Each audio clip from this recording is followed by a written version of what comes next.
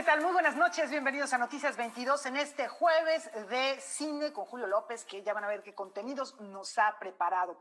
También es jueves de columnas, La Región con Roberto Frías y Javier García Diego nos habla de los 50 años del fallecimiento de Lázaro Cárdenas. Además hay festivales. ¿Qué más hay? ¿Qué más tenemos? Rafael García Villegas, Guemán Sin Rodríguez. Guemán. ¿Qué tal, Laura? ¿Qué tal, amigos de Canal 22? Tenemos, por ejemplo, dentro del Festival Internacional Cervantino, el conciertazo que dio el Cuarteto Latinoamericano desde la Sala Blas Galindo en el Centro Nacional de las Artes, con un par de conciertos tempranos, Opus 9, de Ludwig van Beethoven. Recordemos que estamos en el 250 aniversario de Ludwig, uno de los grandes compositores. Lo vamos a ver más adelante. Rafael, ¿con qué comenzamos? Con buenas noticias, mi estimado Gueman, qué gusto saludarte a ti, a Laura, hola también a Laura Regis en la traducción de lenguas de señas mexicana, pero particularmente a ustedes que nos acompañan esta noche. Y la noticia es que México y Argentina preparan un convenio bilateral para erradicar la venta ilícita de bienes culturales e históricos. Toda la información nos la comparte Alberto Aranda. El tráfico de bienes históricos y culturales es una actividad criminal cuyas ganancias están por debajo del comercio ilegal de armas y drogas. Así lo dejaron ver expertos de México y Argentina, quienes se refirieron a este problema momentos antes de anunciar que en breve se firmará un convenio bilateral para hacer frente a este delito. Lo único que tenemos ahorita es un convenio de cooperación cultural y educativa entre los Estados Unidos mexicanos y la República de Argentina, pero no teníamos un convenio bilateral como tal. Entonces se está formulando y efectivamente por parte del personal de Argentina nos dicen que ya está en marcha y está próxima a su firma. Con este convenio bilateral, pues las acciones pueden ser mucho más contundentes, es mucho más fácil la cooperación y se establecen como las reglas para la restitución de piezas, para otro tipo de acciones que no están propiamente relacionadas en este convenio de cooperación que existe desde 1997. Actualmente nuestro país tiene convenios con Estados Unidos, Guatemala, El Salvador, Belice, Perú, Uruguay y Chile. El que se firmará con Argentina facilitará la repatriación de bienes como el que se hizo en el 2017, cuando el país sudamericano entregó a México 6 piezas arqueológicas incautadas.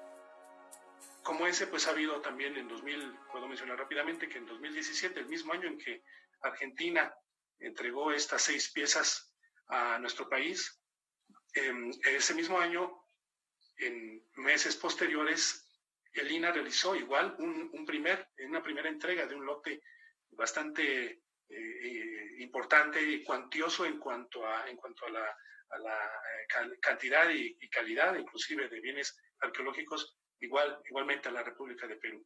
Entonces estamos en una dinámica internacional en la que se ponen en práctica buenos procedimientos, buena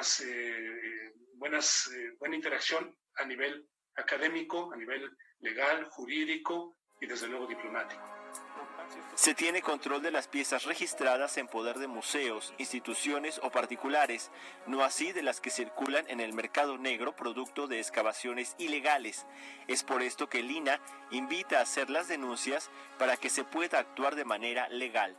La denuncia de su desaparición o de su extracción, pues muchas veces las hace la sociedad civil, los usuarios, los feligreses, quienes hacen la denuncia, porque son los que denuncian pues el extravío de esas piezas y son los que conocen. Entonces, aquí pues hay que alentar muchísimo a que se levanten las denuncias correspondientes ante las autoridades, como puede ser el instituto, como puede ser el ministerio, pues ahora sí que las mismas asociaciones religiosas, ¿no? Todos tenemos que sumarnos porque sigue habiendo muchísimo robo y hay poca denuncia para el tipo de robo, para la cantidad, ¿no? que se pierde o que se sustrae.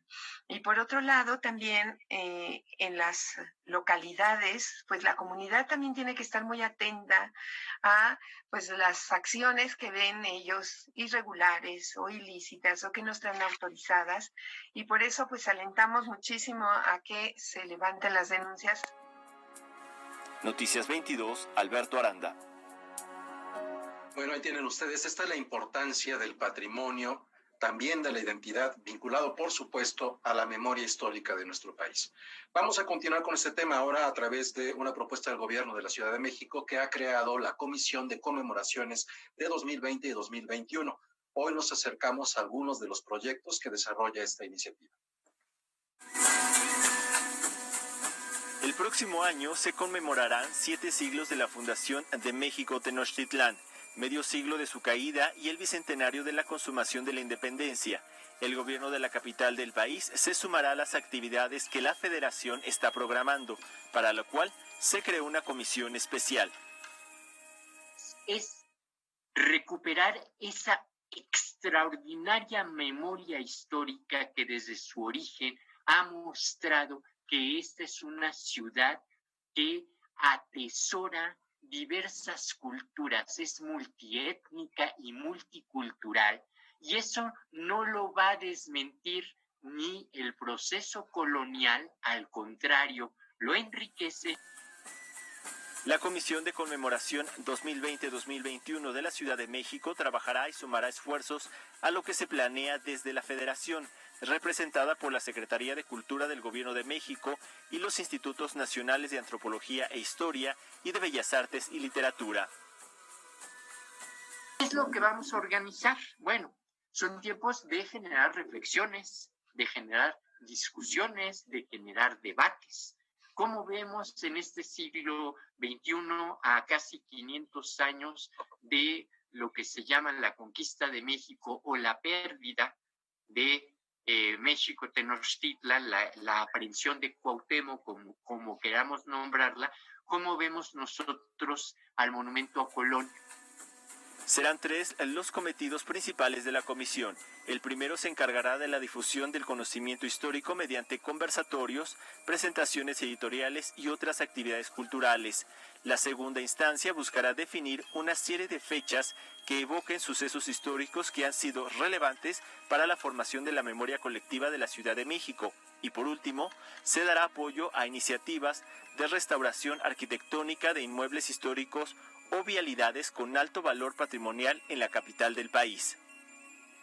Queremos recordar a un México independiente con un afrodescendiente como parte sustantiva del abrazo de Acatempan y reconocer que la negritud forma parte fundamental y esencial de esta ciudad, como también la forma la parte japonesa y la parte asiática que desde la colonia tuvimos a través de la nao de la China. O sea, todo este tipo de momentos históricos que se pierden en la memoria colectiva, los queremos rescatar y recuperar para recobrar ese orgullo de nuestra multiculturalidad y nuestra multietnicidad.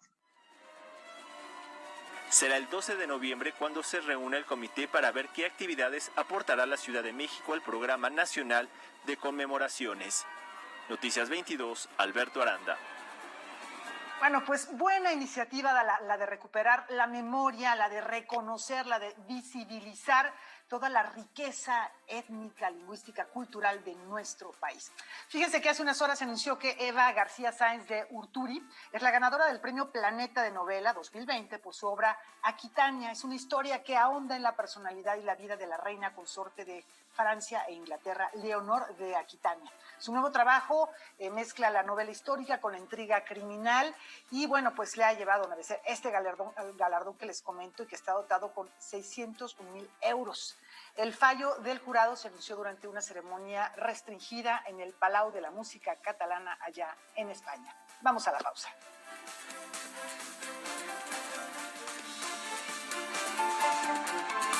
¡Ay, Cervantino! Por primera vez llevaremos el escenario a donde estés. El Festival Internacional Cervantino será digital. Y estará disponible para todos en su sitio web. En la plataforma Contigo en la Distancia y a través de medios públicos. ¡Nos vemos en línea! Gobierno de México. Muerte. ¿Dónde la vieron por última vez? A la salida del pueblo. Esa noche se volvieron andando de la feria y una vecina del pueblo vio cómo se montaban en un coche. Redención. Tengo que irme de aquí. No aguanto más. Yo solo quiero resolver este caso, no quiero que nos aparten. Tú eres igual que todos. Aquí todos ocultan algo. ¿Qué relación teníais? Ya lo sabes, estuve con Carmen un par de meses. La Isla Mínima. Cinema 22 de 5 estrellas. Domingo, 22 horas.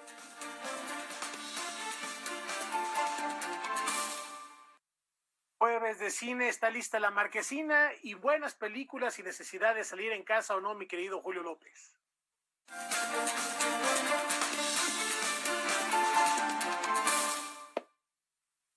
Rafa, Laura, Huemanzin, amigos de Noticias 22, pues sí, ya es jueves de cine y hay un montón de cosas que ver, ¿no? Empezando con lo que ya las plataformas digitales, justo hoy se estrena un documental muy crudo, Las 3 muertes de Marisela Escobedo. Esta mujer, madre y activista, literalmente murió 3 veces. La primera cuando mataron a su hija, la segunda cuando dejaron libre al asesino de su hija y la tercera cuando buscaba justicia para su hija, fue asesinada. ¿No? Cuando ve uno este tipo de trabajos, se pregunta si existe la justicia en un país como el nuestro. Buenas tardes, mi nombre es Marisela Escobedo Ortiz, madre de Rubí Marisol Fraire Escobedo, y le he perdido el miedo a todo. Justo afuera de la entrada principal del Palacio de Gobierno de Ciudad Juárez, Chihuahua, se encuentra una de las placas más deshonrosas que existe en el país. En ella se lee: aquí fue asesinada el 16 de diciembre de 2010 Marisela Escobedo Ortiz por buscar justicia en el feminicidio de su hija Rubí. Con la herida reabierta por el macabro asesinato de su hija a manos de su yerno. Casi una década después de su asesinato, la historia de esta madre y activista quedó plasmada en el documental Las 3 muertes de Marisela Escobedo. Hace 4 años más o menos que hicimos el primer contacto con la familia para extenderles como el interés que teníamos de contar la historia de Marisela, porque nos resultaba extraordinaria y había que teníamos que llevarla a una audiencia grande para que se reconociera su lucha y siguiera. La tiró, la quemó, echó perlas a los cerdos. En 2008, Rubí fue asesinada brutalmente por su novio. Ante la falta de justicia, Marisela Escobedo emprendió una cruzada. Primero realizó su propia investigación para dar con el asesino de su hija. Luego mostró las fallas en el sistema de justicia. Enfrentó organizaciones criminales y evidenció a funcionarios corruptos como al exgobernador de Chihuahua, César Duarte. Estoy viendo que aquí la justicia es exclusiva para los altos mandos de gobierno. Se construyó todo un equipo de investigación liderado por Carla Casillas, que es una excelente periodista, donde se investigaron expedientes, se pidieron solicitudes de información, se revisaron las audiencias en video, los propios diarios de Marisela y los diarios de Juan Manuel fueron una fuente muy importante de información, más los videos personales de la familia. Entonces, realmente tuvimos muchísimas fuentes para poder contar esta historia como se necesita. El nexo, ¿no?, de narco y gobierno, o sea, tu vida está en peligro. El documental se sostiene sobre 2 grandes pilares: sobre los testimonios de los involucrados en el caso, abogados, fiscales, defensores de derechos humanos y procuradores de justicia, y sobre los archivos familiares que revelan el verdadero impacto de la tragedia. Marisela Escobedo era una mujer alegre que amaba a sus hijos. Mi mamá fue la que dio con él, no fueron las autoridades, fue ella. Pero por el otro lado necesitamos encontrar el lado humano, el de la familia, el de todo lo que pasaba antes de la tragedia, y ahí fue cuando ellos también nos confiaron con material personal, por ejemplo, que estaba en la casa de Marisela, que llevaba abandonada 10 años, cosas pues, que nadie antes había visto, ¿no? Como bodas, festejos de cumpleaños, cosas que también nos hacen recordar que todos podemos estar en esa situación. Los hombres que acostumbran a violentar a las mujeres van a saber que las penas no nomás están plasmadas en un papel, que esto no tiene marcha atrás. Lo más triste de estos acontecimientos es que en la actualidad las cosas no son tan diferentes. Cada día en México son asesinadas 10 mujeres y muchos de estos casos quedan impunes. Noticias 22, Julio López. Bueno, ya lo decía, un trabajo difícil de ver, y es que hay que decir que los documentalistas se están convirtiendo en los grandes cronistas de nuestro tiempo. En México, la verdad es que hay trabajos muy sobresalientes. Justo ahora se presenta un documental que tiene que ver con desaparición forzada, se llama Volverte a ver, que forma parte del DocsMX, donde hay todo tipo de propuestas, ¿no? Unas más amables, como la que les presento a continuación, se llama Un hombre alado, ¿no? Que tiene que ver con Gustavo Cerati, realizado en Argentina y que recientemente se presentó dentro de este festival, pero el éxito fue tal que tendrá una segunda pasada, así que los invito a ver de qué se trata. Gustavo Cerati es uno de los músicos más importantes de Latinoamérica, líder de Soda Stereo, ídolo de miles de personas. Para muchos llegó a ser un gurú. Ahora el director Felipe Restrepo revive a la leyenda a través del documental Un hombre alado, que se presenta como parte del festival DocsMX. No le importaba la opinión de la gente, vender más discos, vender más entradas. Eso pasaba después. Primero está siempre la música. Y es muy lindo ver que la gente lentamente va reconociendo que detrás de lo que uno hizo hay algo que vale la pena ser mostrado, ¿no? Y puesto en consideración de un potencial espectador, ¿no? Entonces muy contento, y además porque México siempre ha sido una plaza muy importante a nivel latinoamericano y porque Gustavo quería mucho a México, ¿no? Es curioso, pero en este trabajo se ve poco a Gustavo Cerati y apenas evoca su música. En cambio, ofrece un panorama muy completo de su proceso creativo, narrado por algunos de sus colaboradores más cercanos. Visualmente, la película se construye con material de archivo y animaciones. Fue el tipo que hizo que se conozca el rock en español en toda Latinoamérica. Siempre pensé en una documental sobre Gustavo que no estuviese inundado con música de él. Me parecía como medio redundante un poco. Yo creo que la música de él ya está instaurada en el colectivo, en el acervo cultural latinoamericano, ¿no? Y era muy fácil, cada vez que apareciera Gustavo, poner un acorde de Gustavo, ¿no? Y la gente, y movilizar al espectador desde ese lado. Dije, ¿por qué no atreverme a movilizarlo desde otro ángulo, ¿no? Era un gigante, y de repente también se ponía tan chiquitito. A veces está bueno que la gente sepa esos pequeños detalles que lo hacen un poco más humano, ¿no? Hay que destacar que la película no busca generar polémica sobre la vida privada del músico. Es un homenaje en toda la extensión de la palabra, y aún así no cuenta con el apoyo de la familia de Cerati. Tampoco lo necesita porque el público y sus seguidores poco a poco se apropian de él. La entienden como una pieza más dentro del mundo de Gustavo, ¿no? Yo nunca quise hacer la pieza oficial sobre Gustavo, ¿no? Me interesa como que esta conviva con otras muchas, ¿no? Y que se arme, digamos, todo ese mundo de Gustavo a partir de una serie de elementos, ¿no? Como una constelación. Hay que reescuchar constantemente, ¿no? Para descubrir todos los mensajes cifrados que dejó Gustavo ahí. Un hombre alado ya tuvo su proyección gratuita dentro de DocsMX, pero debido a la gran demanda del público, abrieron una nueva fecha. Se exhibirá en la plataforma del festival el sábado 17 de octubre a las 23 horas. Luego, solo estará disponible para su renta. Si el rock en España se tendría que llamar de otra forma, se llamaría Gustavo Cerati. Me parece perfecto. Noticias 22, Julio López. Bueno, pues ahí lo tienen. El día de hoy, el cineasta Javier Espada, que es un experto en Luis Buñuel, hablaba acerca justo del paso de este director de origen español en México, ¿no? Las películas que hizo aquí en nuestro país, y además remató diciendo que durante la pandemia preparó un documental justamente sobre este director. Nivada presenta.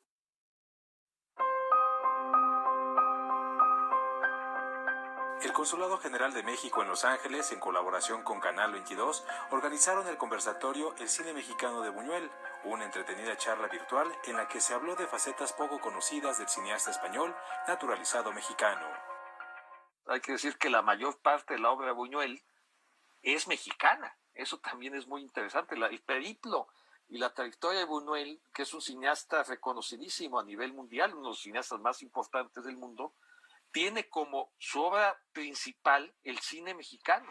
Yo creo que Buñuel sin México no sería Buñuel. Es así de claro. Armando hablaba del cine mexicano, pero es que, claro, son pues 2/3 partes de su obra prácticamente. Cuando llega a México había hecho un cortometraje, Un perro andaluz, había hecho un mediometraje, La Edad de Oro, y un documental, Las Urdes. Luis Buñuel huye de España para instalarse en Estados Unidos. Las cosas no salen como espera y entonces viaja a México. Aquí vuelve a retomar su carrera como cineasta.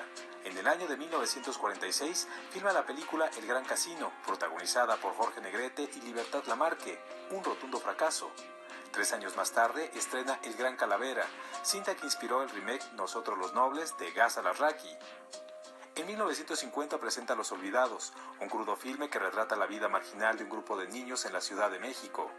Los Olvidados es una obra maestra, galardonada en el Festival de Cine de Cannes y muchos años después fue considerada por la UNESCO como Patrimonio de la Humanidad. Sin embargo, en aquellos años, la película no fue bien vista por el gobierno y Luis Buñuel casi es obligado a dejar el país. ¿Sabes qué lo salvó? Que lo lincharan. ¿Saben qué lo salvó? Eso lo sabe muy bien Javier. Octavio Paz. Y haber ido al Festival de Cannes y Octavio Paz. Yo creo que la mejor crítica que existe sobre Los Olvidados es el texto que escribió Octavio Paz, que él lo fotocopió y lo repartía a la entrada de la sala del Festival de Cannes. En esta charla también se reveló el teaser de la película Buñuel, un cineasta surrealista, que Javier Espada realizó durante la pandemia.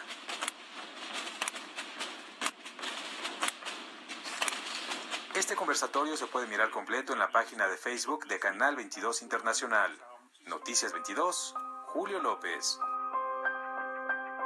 Bueno, pues ahí lo tienen, ya estaremos esperando este documental y otros proyectos en los que está trabajando Javier Espada, que siempre son muy interesantes. Y por otro lado, hoy por la mañana se dieron a conocer cómo va a estar integrada las actividades de la 18ª edición del Festival Internacional de Cine de Morelia.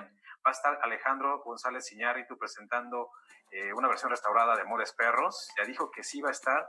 La verdad es que este director mexicano siempre ha sido pues muy asiduo a asistir a este encuentro cinematográfico.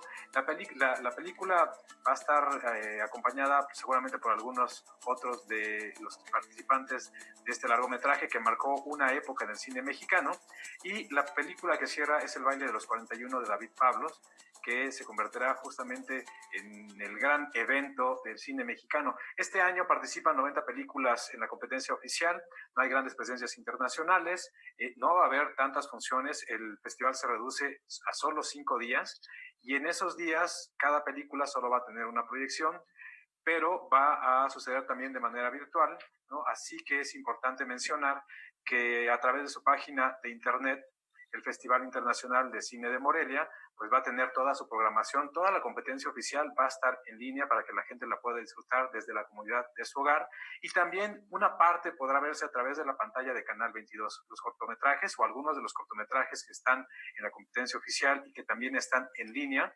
se van a poder ver a través justamente de este espacio, así que es una oportunidad única, ¿no? Nunca había sucedido que los cortometrajes de un festival o parte de la competencia de un festival se pasara simultáneamente a través de la televisión y de la televisión pública.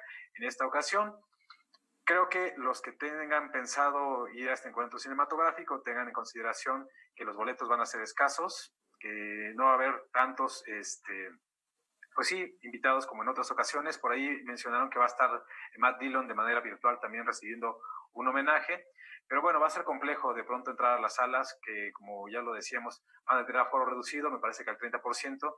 Básicamente, estas funciones van a ser específicamente para los realizadores de las mismas, ¿no? Y para la prensa. Bueno, creo que ni siquiera la prensa va a tener acceso justamente a algunas de las funciones, las va a tener que ver de manera virtual, y muchas de las actividades se tendrán que ver de manera virtual. Por allá vamos a estar, mi querido Huemanzin, del 28 al 2 de noviembre, si no mal recuerdo.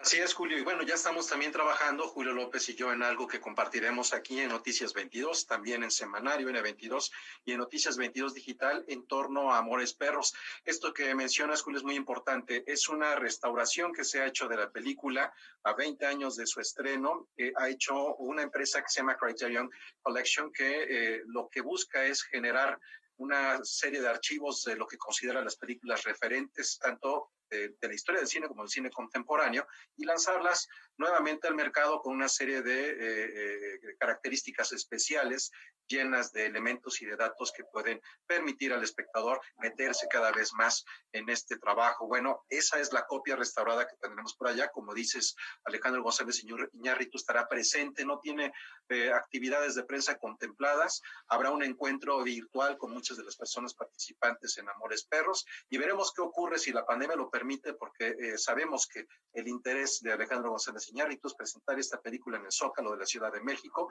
en una función en la noche, con Gustavo Santaolalla musicalizándola en vivo. Son muchos planes los que tienen, pero ya veremos qué es lo que permite la pandemia. Por lo pronto, ahí es donde será, por así decirlo, el claquetazo que comience la conmemoración de esta película, dirigida por Alejandro González Iñárritu, y no olvidar, escrita por Guillermo Arriaga. Así es. Bueno, Julio, muchas gracias. Ya estaremos hablando más de cine. Con esto de Buñuel nada más a uno lo motiva, si uno quisiera decir muchísimas cosas, pero no es el espacio. Nos vemos muy pronto, Julio. Nos vemos. Cuídense. Buenas noches. Gracias. Vamos a hacer una pausa y aquí en Noticias 22 queremos hacerle también una invitación para que terminando este espacio informativo se quede en la señal de esta televisora, ya que Jacaranda Correa va a recibir al escritor y periodista estadounidense John Lee Anderson. Un gran periodista que en este momento está presentando un libro editado en Sexto Piso muy interesante. Es un trabajo que le ha llevado 10 años. Se llama Los años de la espiral, crónicas de América Latina. En los últimos 10 años ha recorrido América Latina y se ha entrevistado con sus dirigentes. Entonces hace como una especie de balance entre 2010 y 2020 de lo que ha sido América Latina a través de sus dirigentes. Bueno, con esta invitación hacemos una pausa y tenemos más al volver.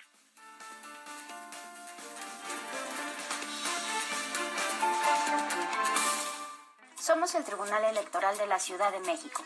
¿Sabías que contamos con una defensoría pública, gratuita y abierta a la ciudadanía? Conoce cómo hacer valer tus derechos político-electorales en elecciones y procesos de participación ciudadana en pueblos, barrios originarios, comunidades indígenas y colonias de la ciudad. Contáctanos en defensoriaelectoral.tsdmx.org.mx o al 55 53 40 46 41. Tribunal Electoral de la Ciudad de México, garantizando justicia en tu elección. Forma parte de la naturaleza humana, pero también es algo intrínseco del espíritu artístico. Vanidad. Si la vanidad te deja ser tú y la vanidad te da un poco más de poder y la vanidad te da un poco más de fuerza ese día, hay días que toca ser vanidoso, ¿por qué no? He visto todas las obras que se han hecho bajo el sol y todo es vanidad y esfuerzo inútil. Ramón Jenner presenta Esto es Arte, sábado, 21 horas.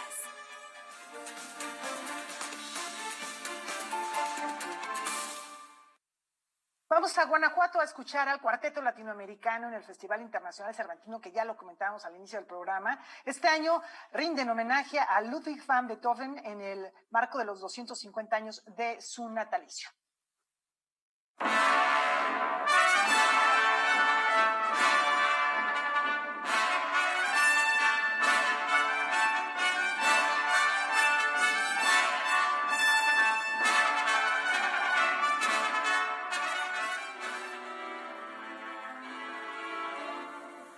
La pandemia nos ha impedido que nuestro primer violín, que es Saúl Vitrán, que vive en Boston, haya venido a México para trabajar y hacer estos conciertos.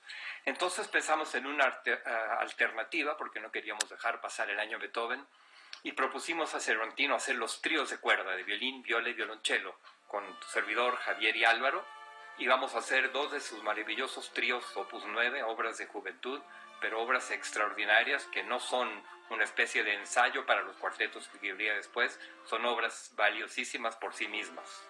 Particularmente el Opus 9 número 3, uno de los 2 tríos que tocamos en este concierto, tiene una profundidad dramática que yo equiparo con alguna de sus obras tardías. Esa contradicción entre su enorme amor por la humanidad y su incapacidad de comunicarla y de enamorarse y de transformar ese amor teórico en un amor de carne y hueso o en un amor hacia el prójimo que pudiera manifestar. Esta contradicción entre esa tremenda ternura y esa desesperación a mí me parece que está presente ya desde estas obras. Me parece a mí que en estos tríos los tres instrumentos son mucho más solistas que en el cuarteto.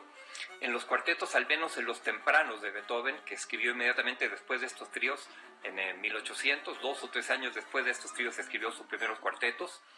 Evidentemente hay un primer violín bastante solista y una posición un poco subordinada de segundo violín, viola y cello.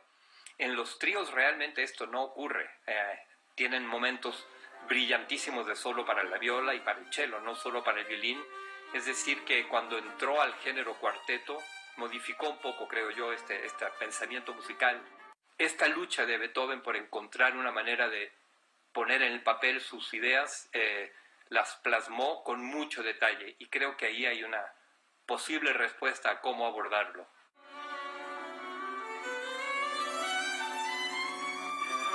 Por supuesto, seguir celebrando a Beethoven, y qué mejor que con agrupaciones como lo es el Cuarteto Latinoamericano. No se pierdan la entrevista completa en Noticias 22 Digital, y continuamos con la Fiesta del Espíritu, que también, a pesar de las distancias y a pesar de la virtualidad, tiene artes visuales, y Ana Quirós se hace presente con esta exposición que se llama Particiones. Particiones de Ana Quirós es una muestra de 2 producciones en las que la artista visual discute a través de diversas esculturas e instalaciones sobre justicia social, desigualdad y abuso, al mismo tiempo que interconecta sagazmente estas problemáticas a las oscuras complejidades del deseo humano. En la serie Reliquias Caseras, Quirós utiliza vidrio reciclado y espinas para hacer objetos domésticos sumamente femeninos, que se convierten en figuras fetichistas, rituales y violentas. En el cuerpo de obra titulado Osarios, a partir de fragmentos humanos reales y de resina, genera interrogantes y reflexiones sobre la muerte y el abuso del cuerpo, así como la repetición de estos ciclos. Para mí, México es una sociedad en completo desequilibrio social, y eso me ha marcado desde niña y a la fecha, ¿no? Es una cosa que me angustia y que no dejo de pensar. También me interesa muchísimo el problema del abuso sexual, que aparece en todas las esferas, la doble moral mexicana, el catolicismo mentiroso, etc. La rueda de la lujuria sí es una rueda de bicicleta que está incrustada con dedos de resina. Hice unos moldes de los dedos de un señor de 70 años y los moldes de los dedos de una niña de 6 años, y que unos se siguen a otros. En ese sentido, también quería hacer una referencia a la repetición, ¿no? Al ciclo, a cosas que por lo visto nunca se terminan. Quirós utiliza en su obra un lenguaje que define una firme postura sociopolítica, pero que al mismo tiempo utiliza una ironía casi visceral. Hay piezas donde directamente utilizo la palabra, como la pieza de Fear, que es un neón, pero que es una forma de cerebro. Para mí el miedo, como decía la artista Louise Bourgeois, es algo que hace girar al mundo, y el miedo también es algo que te afecta obviamente al cerebro, y pues ahí está.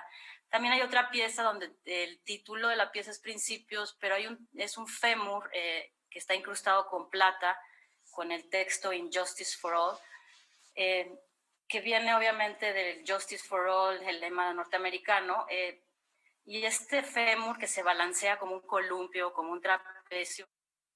Pues para mí, el hueso representando al humano, el metal de la plata representando la explotación del ser humano, pues desde las épocas más lejanas hasta la actualidad. Particiones se exhibe de forma presencial del 14 de octubre al 13 de marzo en el Museo Casa de Arte Olga Costa, José Chávez Morado, en la ciudad de Guanajuato. Noticias 22, Omar Vera.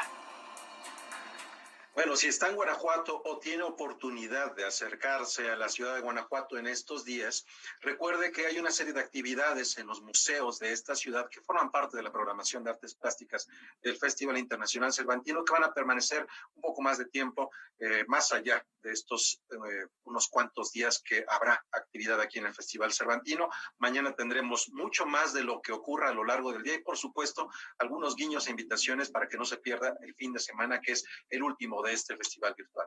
Vamos a continuar con más información. El retiro del conjunto escultórico del descubrimiento de América, esta famosa Glorieta Colón en la Ciudad de México, ha generado un gran debate entre los mexicanos. ¿Debe quedarse? ¿Debe de ser removida? ¿Qué ocurre? Bueno, pues esto es lo que analiza Roberto Frías en Jueves de la Región. Pero antes, Vamos a ver esto de la región.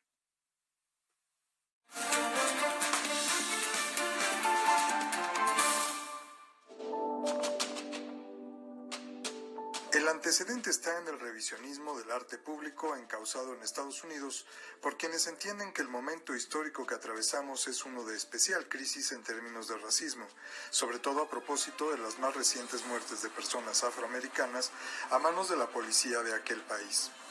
Así, estatuas que representan a esclavistas o posturas coloniales o los valores de un mundo que consideraba superiores a los europeos o necesarios o civilizatorios han sido derribadas, echadas por tierra o lanzadas al agua tanto en Estados Unidos como en Europa.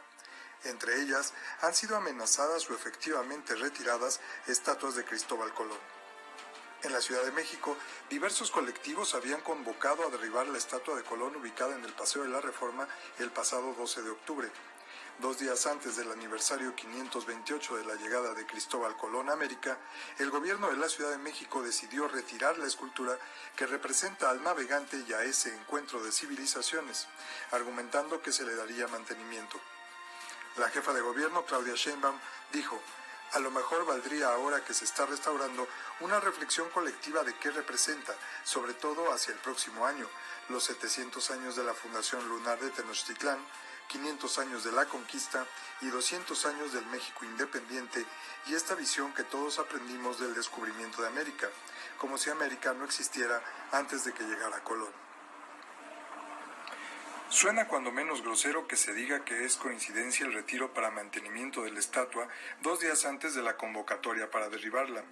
Tampoco queda claro si se piensa involucrar a la ciudadanía en el proceso de toma de decisión sobre el destino de la escultura. Hay quienes defienden su permanencia, quienes no, quienes hablan de colonialismo, de esclavitud y quienes hablan de modas, quienes apoyan el derribo de monumentos y quienes no. Posturas encontradas y encarnizadas que, sin embargo, no se centran en lo más profundo del problema. Los monumentos públicos son gestos y propuestas del poder para establecer un diálogo con los gobernados y sirven también para que los ciudadanos dialoguen entre sí. Qué bueno que podamos repensar cuál debería de ser el gesto que debería ocupar el sitio de la escultura de Colón, pero mucho más importante es repensar el aniversario que viene en 2021. Volveremos, como en 1992, a caer en una serie de discusiones académicas y del pensamiento que sirvan para darle brillo a los ponentes y nada más. ¿Se gastarán millones de pesos en libros de conmemoración? ¿Abundarán las mal llamadas magnas exposiciones de arte y arqueología? ¿Nos sepultarán los coloquios, las películas, el arte, los encuentros y protestas y los monumentos derruidos? ¿O quizá milagrosamente habremos de ponernos de acuerdo todos para hacer algo útil? ¿No sería mejor resignificar los monumentos mediante intervenciones historiográficas y artísticas? Desaparecerlos puede suscitar lo contrario de lo que se quiere hacer, olvidar que esas atrocidades pasaron. Y algo más, tenemos que discutir qué ha pasado con nuestro país desde que Hernán Cortés lo hizo suyo y en qué hemos fallado y qué podemos enmendar en lugar de andar persiguiendo monumentos. Necesitamos una discusión cabal de nuestras instituciones, tradiciones y formas de opresión para que mañana no queramos derruir los monumentos que levantemos hoy. Para Canal 22, Roberto Frías. Ahí está interesante la reflexión que nos comparte Roberto en la región. Y cada vez son más los espacios culturales que reactivan sus funciones. Tal es el caso del Teatro El Milagro. Veamos cómo lo está haciendo.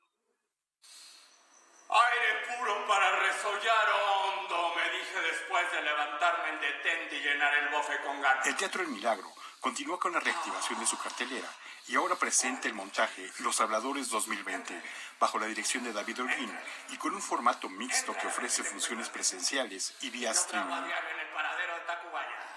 Es el mural de la contradicción del mexicano y las mexicanas contemporáneas.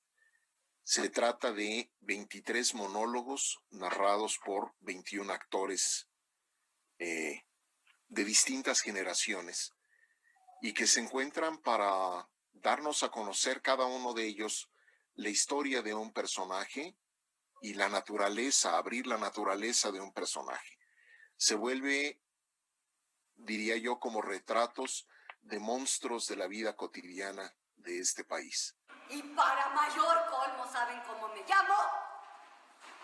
Elena. El montaje de estos monólogos se realizó de manera virtual y con pocas sesiones presenciales. En el primer fin de semana de octubre, esta temporada agotó localidades presenciales. ¿Cómo se les ocurrió ese nombre a mis progenitores que no alzaban el 1,60 m? Elena. Los textos fueron escritos y están pensados para hacer un trabajo presencial. Esa es, digamos, la batalla fundamental para Teatro El Milagro, abrir la brecha, iniciar esa batalla para recuperar la confianza del espectador. Y creo que mucho de lo que rompe radicalmente esa idea de claustrofobia de la que me hablas, es que a fin de cuentas tienen un tono donde predomina básicamente el humor. Un humor negro, es un humor, creo yo, ácido, que implica un análisis social en última instancia. Pero si bien predomina el humor, el tono de las historias se mueve también hacia otros sectores, es decir, hacia una mayor gravedad o intimidad, pero no deja de existir esa conexión humorística con el espectador. Los dos grandes, mis ídolos de juventud, mi inspiración para abrazar el destino de la lucha libre. Con un reparto mixto de actores consagrados y otros nobles, la temporada de Los Habladores 2020 busca también paliar el impacto que ha tenido la cancelación de funciones en el gremio actoral a raíz de la pandemia. La Parquita y Espectrito Segundo.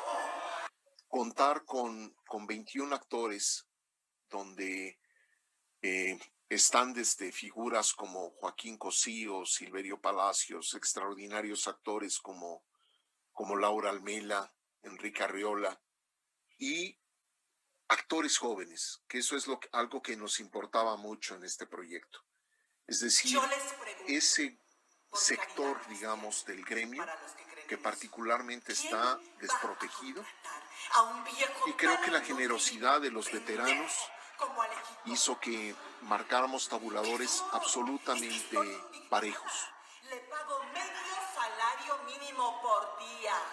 Los Habladores 2020 ofrece funciones los jueves y viernes a las 20:30 horas, sábados a las 7 y domingos a las 6 de la tarde, hasta el 25 de octubre. Noticias 22, Víctor Gaspar. Blanco o negro, El ensamble de percusiones de la orquesta Escuela Carlos Chávez va a participar en el Festival de Música de Beijing.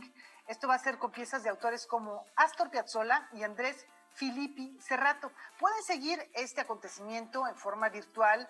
Lo único que tienen que hacer es descargar la aplicación BMF Music Club.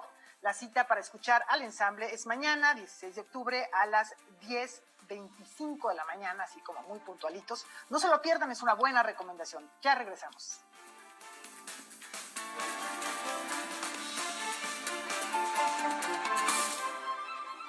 Orquesta Filarmónica del Desierto, Coahuila de Zaragoza.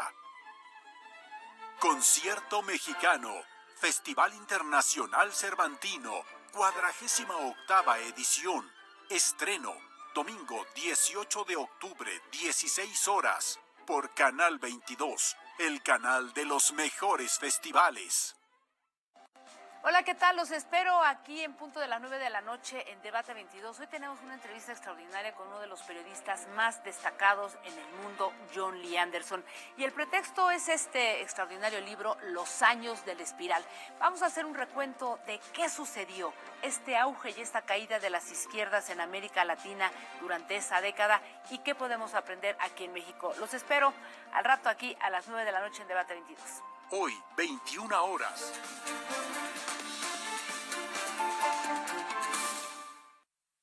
El próximo lunes se conmemoran 50 años del fallecimiento de Lázaro Cárdenas, el mismo presidente que tuvo en sus manos la expropiación petrolera en nuestro país. Hoy en nuestra columna, el historiador y académico Javier García Diego reflexiona en torno a la trascendencia de este personaje en la historia nacional.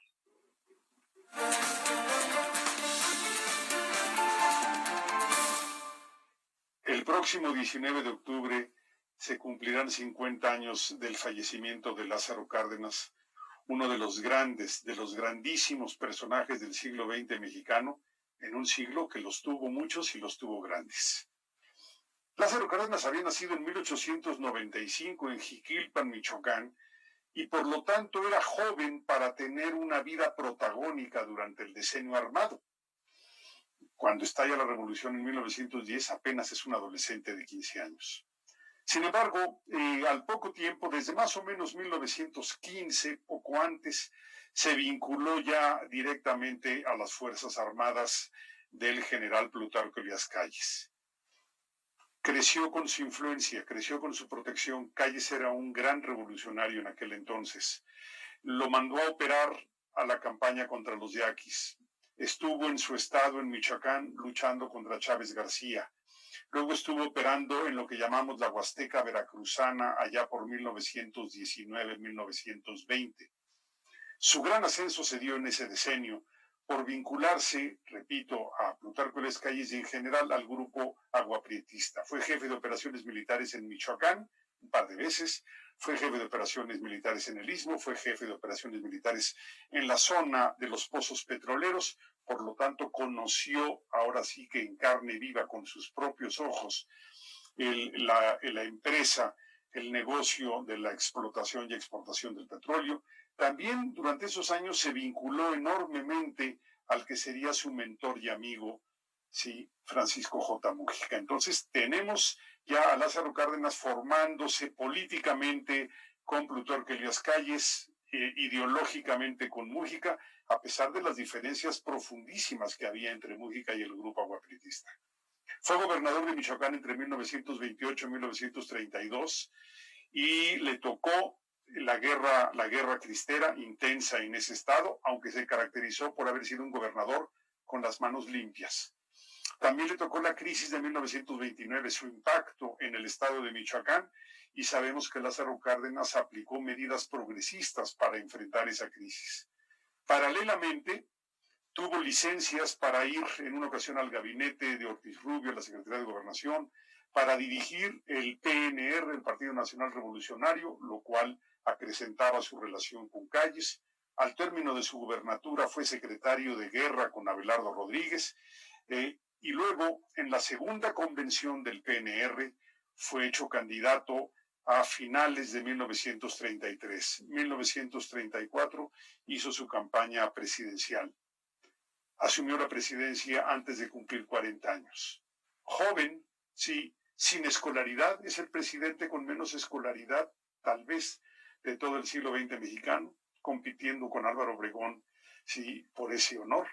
Sin embargo, si no tenía escolaridad, tenía una enorme inteligencia, una enorme sensibilidad y una enorme experiencia política. Llega a la presidencia siendo miembro de la élite militar, había sido general, jefe de operaciones durante varios años en varias regiones, secretario de guerra, llega siendo miembro de la élite política, ha sido gobernador, ha sido miembro de gabinete, ha sido dirigente del PNR, pero sobre todo, además de eso, tenía bases geosociales, tenía grupos populares que lo apoyaban, diversas ligas agrarias, grupos obreros.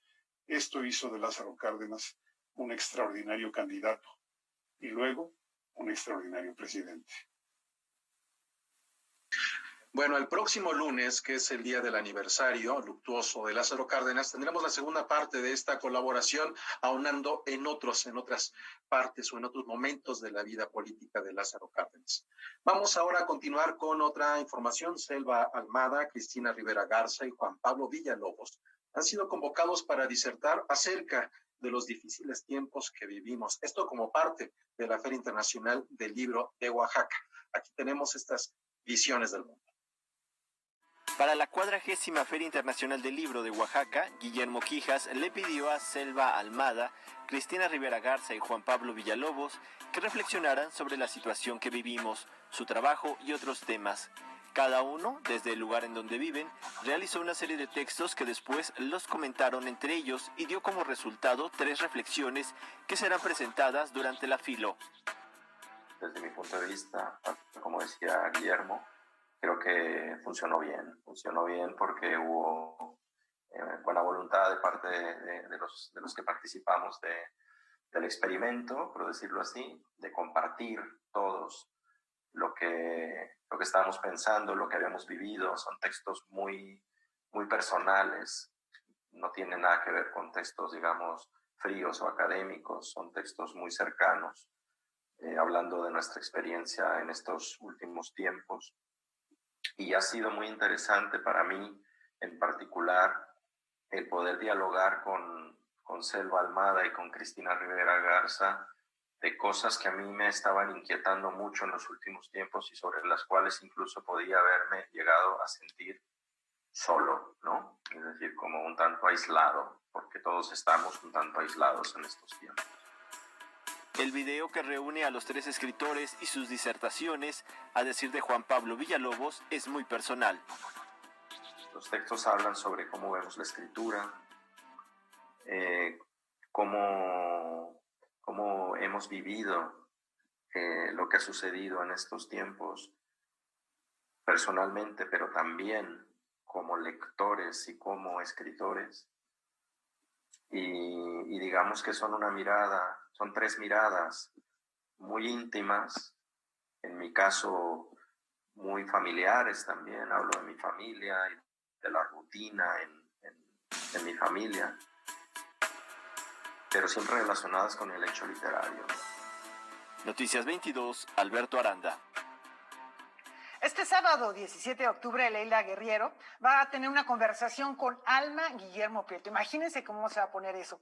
Esto va a ser sobre distintas experiencias en torno a la labor periodística. Previo a este encuentro, Leila Guerriero reflexionó acerca de la responsabilidad del periodista y de aquellas historias que merecen ser contadas en tiempos de pandemia. Vamos a ver más. Alma Guillermo Prieto y Leila Guerriero se reunirán para conversar sobre su labor periodística en estos momentos de pandemia. A manera de adelanto, la escritora argentina reflexionó sobre distintos temas que le ocupan en este momento. Uno de ellos, el tono de la información que se transmite. A mí me resulta muy indignante cuando veo en la televisión una nota, como las que veo a menudo, de un periodista que va hasta la casa de una niña o de un niño en el medio del campo, y lo ponen como un ejemplo porque el niño tiene que caminar 8 kilómetros, subirse un molino o subirse un pino o subirse a qué sé yo, qué sé cuánto, y que allá, colgado del pino, colgado del molino, hace las tareas por el celular. Y lo ponen como una especie de gran ejemplo. Ese niño no tendría que estar ahí, tendría que estar en la casa con una computadora, conectado al Wi-Fi, digamos. Hay una mirada como romantizadora de todo lo que es un desastre. Para ella, los periodistas deben contar las historias de las personas, pero sobre todo de esos que la pandemia ha invisibilizado.